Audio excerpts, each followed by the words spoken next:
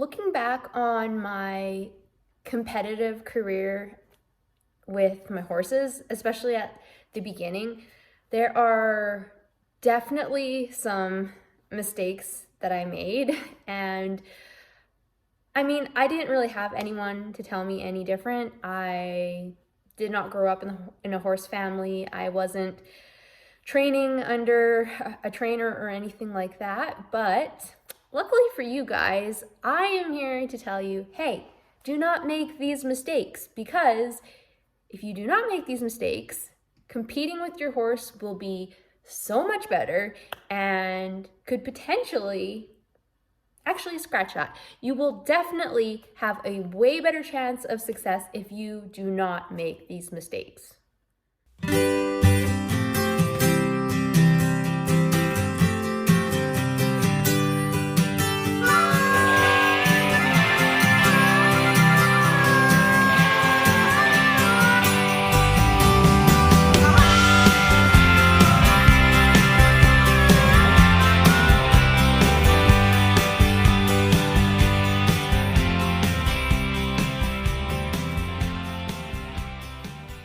Hey everyone, welcome to another episode of Strong in the Saddle. I'm your host, Katrina. And before we get rolling, if you could please subscribe, rate, and review the podcast. If you are watching this on YouTube, please be sure to give it a thumbs up, subscribe, and comment below. And if you haven't already, please be sure to follow me on Instagram at Strong in the Saddle. And on today's episode of the podcast, we are talking about 5 mistakes that you should avoid at all costs when you are competing with your horse. And I will just say right at the outset here, I do reining, horse showing, kind of like ranch riding stuff right now. But this applies across the board, whether you do reining, whether you show, whether you barrel race, you cut, you do dressage or show jumping. These mistakes, I see them across the board. Does not matter what discipline, people make these mistakes. So it doesn't matter what discipline you're in, you will definitely be able to learn something from this episode. And like I said, definitely increase your chances of success when you are in the competition arena, which, hello, that is what we all want, right? Mistake number 1, improper preparation of your horse in terms of things like grooming and just caring for your horse. And I know some of you are going to be like, hey, grooming, bathing, clipping your horse, okay, I thought you said this applies regardless of discipline and you don't get presentation points in barrel racing.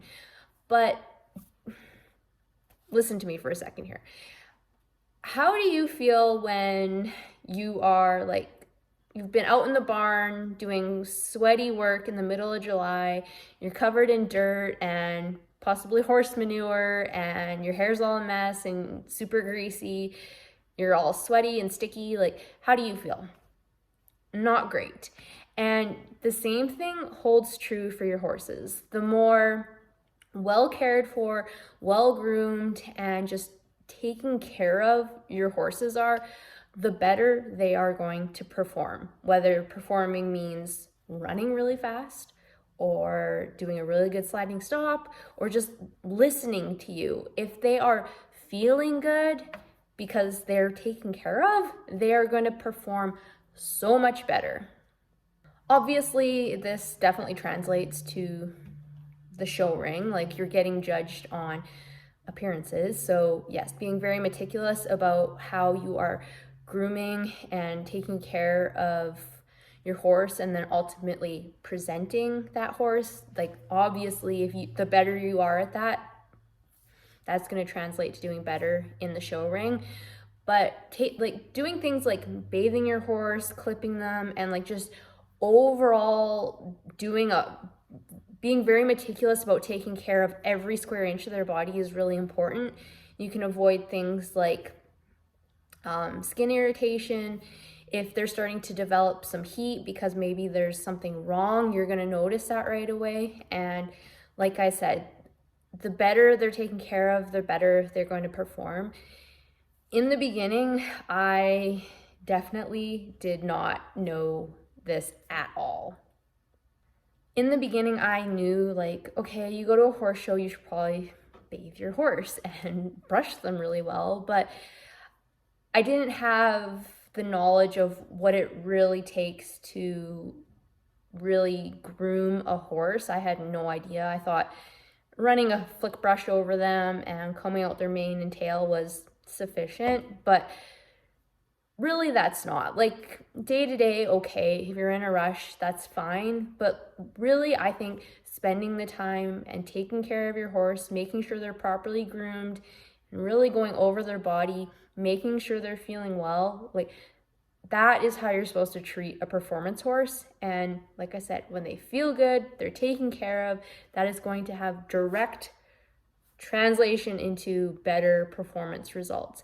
And you want to just look at this not just in terms of show day or competition day, because if they're feeling better and they're feeling good on a day-to-day basis, they're going to perform better in their day-to-day training sessions, which overall that's going to accumulate to you having better training sessions and an overall something better to work with come competition day. So this is an ongoing thing that I think a lot of people make a mistake of. They might think about it the day before competition, but they're not having that ongoing, consistent grooming and horse care program. So that is mistake number one. Mistake number two is overloading on equipment. So I will actually say I have not had this problem. I tend to be a very, very, very minimalist person when it comes to tack. It might just be like my tendency to be an underbuyer. I don't buy things, so I just don't have a ton of tack sitting in my barn to choose from. But there's definitely people who they overload on the equipment they're using on their horse. They might have, this and that bit, and they're constantly switching bits. They might have like a tie down, running martingale, like all these bells and whistles. And does it help? Oftentimes, no. I think people who are intermediates fall into this trap of using way too much equipment or like equipment hopping, because they're out of the beginner stage where now they have a knowledge of all this equipment that is available. Like when you're a beginner, you have no idea. You put whatever bit in your horse's mouth and you don't know the difference. But as you gain some knowledge, then you start to learn like there's this wall of bits to choose from and like all these other training aids to work with. But you're still an intermediate who you don't have that experience with those pieces of equipment and you don't really know how to use them properly. And so you know just enough to be dangerous, I guess, is the common phrase. And so I think, yeah, those intermediate people are definitely the ones who fall into this mistake. And bits, I would say, is the biggest one. When they run into a problem with a horse, they switch a bit. They think the bit is going to solve the problem. In some cases, definitely, a bit change can definitely help, but I would not make that your default setting, that when you have a problem with your horse, you need to switch bits. I think the better option is to stay with whatever equipment you're using, but going back to horsemanship basics, and as well as, inspecting your horse to make sure they're not in pain and that's why you're having issues. But aside from that, like going back to the basics and working on that first, and then maybe considering a different bit, a different training aid, what have you. I don't think switching equipment should be the answer to all of our problems. Mistake number three. Mistake number three, I would say, is insufficient practice. And again, this is actually not a mistake I've made. I'll just toot my own horn for a second here. I have a very, very good work ethic. No issues there for me, but I will definitely say there are a ton of people in the horse industry who do not practice with their horses enough. They will haul their horses out, get them out a day or two before competition, and then load up and go. In the horse show world, like if you're just doing like local small ag society shows, I feel like that's not a huge problem because they're pretty like slow gait. You're not doing anything hugely technical or athletic. But if we look at something like barrel racing, and I saw this in the barrel racing world a ton, if you're taking a horse that you have not been riding consistently and then take them to go do a barrel run, that's problematic on several levels. For one, your horse is not going to be conditioned to handle the stress of a run, for one. So like say you do the run and it goes okay, he's not in condition to do that. So the next day he might be sore from doing that because like turning around a barrel and making those athletic maneuvers, that takes muscle. So they might end up getting sore. Or at the very least, you're not going to have a great time because they're out of shape. They might be a little overweight. They're not going to run as fast as they would if they were in shape. So I don't know, you're just losing there. And if you're not practicing consistently, you're not going to be good as a general rule. Like obviously there's horses there that they take care of you, they know their job, they're going to do well regardless. But for a large majority of horses and riders, if you're just pulling something out of the pasture every now and then, like you do not have enough consistency to build your skills, to build that muscle memory, and just get a feel for each other so that when you're in that crunch time, high pressure situation of a show or whatever competition you're doing, like it falls apart just because you don't have that practice to fall back on. I think it was Malcolm Gladwell in his book Outliers. He talks about this concept of the 10,000 hour rule, saying that to become like an expert in something, you need 10,000 hours. And if you're riding your horse for 45 minutes once or twice a week, 6 months out of the year, like how long is it going to take to get to 10,000 hours? Hang on a minute. I'm going to do a calculation. I'll be right back. Okay, I'm back. So I typed in, let's say you ride for 45 minutes twice a week, and I said for 28 weeks out of the year, so that's kind of like your spring to fall situation. That's only 42 hours a year. It would take 238 years to get to 10,000 hours. You will never become an expert at that rate. So yeah, that's not great, but it just makes the point that like it takes a lot of time to become an expert, and if you want to get good at this whole competing on your horse thing, like you need to put some saddle time in, is what I'm getting at. And I'm definitely a fan of like deliberate practice because like myself, I've made the mistake of, yes, I'm consistent about practicing, but sometimes I'm not really intentional with my practice. There's been times where I just am in the saddle just for the sake of like checking that off my to-do list, where now I'm trying to be a lot more this is what we're going to do in our riding session, this is what I hope to accomplish, and then like reflecting back on prior rides, and based on that coming up with a game plan for tomorrow and that sort of a thing. You're going to get a lot more out of being intentional like that than you are just going out, loping circles, doing the same thing every single day. So practice, practice, practice.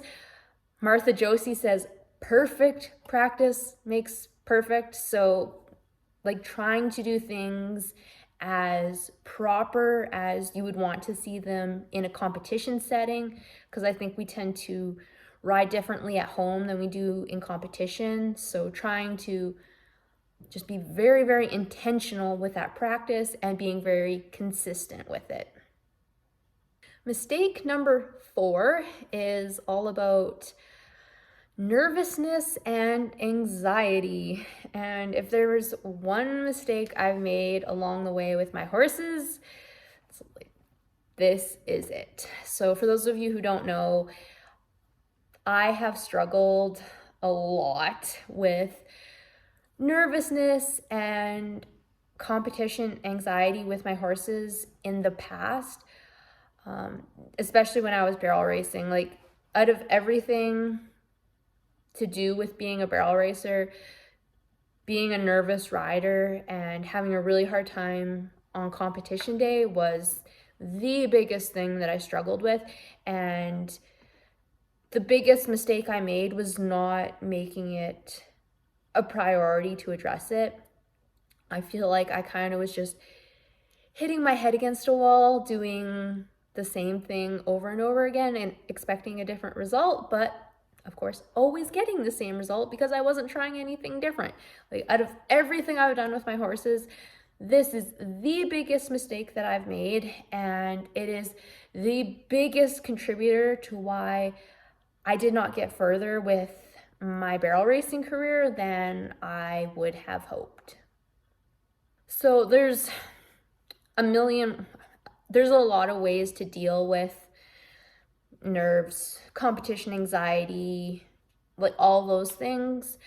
And, I've been told everything from like trying like meditation or visualization to taking a shot of whiskey before my run. Like, I've been told so many things, and it's kind of, I would say it's very, very individual.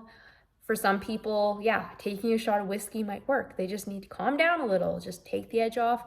Whereas other people, it might just be a matter of just like exposure therapy, just putting yourself in that situation enough times. Some other people might need therapy. So I'm not going to give solutions, but I'm just going to emphasize today that getting your mental game in check so that it's not your limiting factor is huge when it comes to being an equestrian competitor. And especially in this day and age, I feel like across the board, it does not matter what discipline you're in, like whether you're barrel racing, reining, Western dressage, like, I don't know, whatever it is you're in, like, there's so many people in horses now, so many people competing, and so many people that are really, really good at competing and are on really, really good horses that are bred for their sport. Like, to compete with that, you have to be on your game mentally, because sure, you could be on a really good horse too, and that horse might even be better than what your competition's riding. But if you cannot keep yourself in check during a competition, like, you might as well just go home. Because if there's anything you know about horses, it's that they can pick up on what you're feeling internally so fast. They are so sensitive, like, they just pick up on it. And there's nothing worse than like being anxious and then your horse getting anxious because they know you're anxious, and now they're wondering what they should be anxious about. Like, if there's ever a vicious cycle, that is that. And I have been in that situation more times than I care to admit. So I feel like getting a hold of this is critical. If you do nothing else from what you've heard me talk about today, like, investing in yourself in this department is huge. And the last mistake number 5, is not paying attention to your horse. And I feel like this is definitely a beginner issue, but there's definitely more advanced people that fall into this mistake as well. I think when you're a beginner, you don't have the eye, and again, you just don't know better for what signs to watch out for, that your horse is maybe in pain or discomfort, or there's just something wrong. And so I feel like becoming a student of the horse and learning what is normal for your horse, and then being able to recognize when they're not normal, and knowing what to do about it, is something I really think you do need to learn. And I mean, it does come with time. So in the beginning, I think it's really valuable to work with an experienced coach so they can help you along with that process, and in all kinds of other stuff too. But just knowing what is normal for your horse and knowing when something changes. And I am just going to talk about this in terms of like in the barrel racing world, because I spent so much time barrel racing that I've seen this the most there, just because I've been there the most. I feel like lots of barrel racers could not recognize like a swishing tail, tossing the head, like a change in gait, or like a change in the way they're turning. Lots of barrel racers think, or they default to thinking their horse is being belligerent or trying to be bad, and that they need to be disciplined. Horses do not set out to be bad. They don't think like, I really want to tick her off today, I'm going to go wide around second and then I'm going to hit third. Like, horses do not think like that. And if you think they think like that, like, you've got some learning to do. Your default, as opposed to thinking like that, should be, why is this happening? Is my horse feeling okay? That should be the first thing you're investigating. Are they feeling okay? Is there something wrong? And like, if you need to call the vet, if you need to get the chiropractor out, if you need the farrier, like if you just need to default to a professional, I would much rather you do that than trying to like ride it out of your horse, because rarely does riding it out of your horse and trying to teach them a lesson the solution.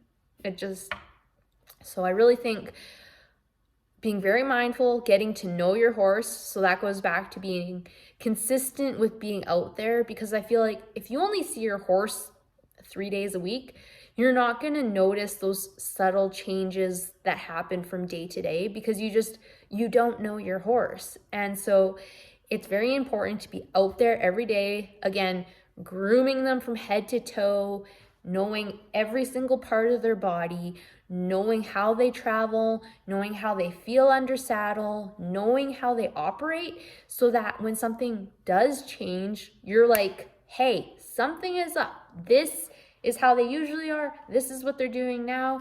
And if you don't know how to fix it or what it is, at least you can identify it and then seek help.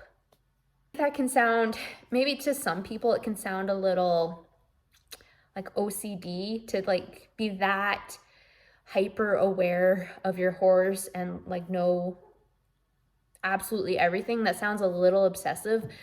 But honestly, like if you are, again, it goes back to like how competitive it is now. And honestly, just being a good owner for your horse. Like if you own horses, I really hope you're wanting the best for them. And part of that is knowing your horse. I think like it's no different than, I'm not a parent, but I feel like it's no different than having a child. Like you know everything about your child. And let's say as soon as they come through the door from a day at school, like you can guarantee a mom knows if something happened at school that day before they even open their mouth. Like they know. And you should know your horses just as well too, because it's going to allow you to address their needs before something very big happens, which like you don't want to put your horse in that predicament. You don't want huge vet bills if they can be avoided. And like I said, you just want to take good care of your horse. You want them feeling their best, and just being able to identify when things change is huge. And I think it's a huge mistake that horse owners make when they aren't paying attention to their horses like they should. So those are the 5 mistakes that I wanted to go over today. So one was improper care of your horse and not being like taking care of your horse, overloading on equipment, being super nervous with your horse, not practicing enough, and not knowing your horse and being able to identify when something changes.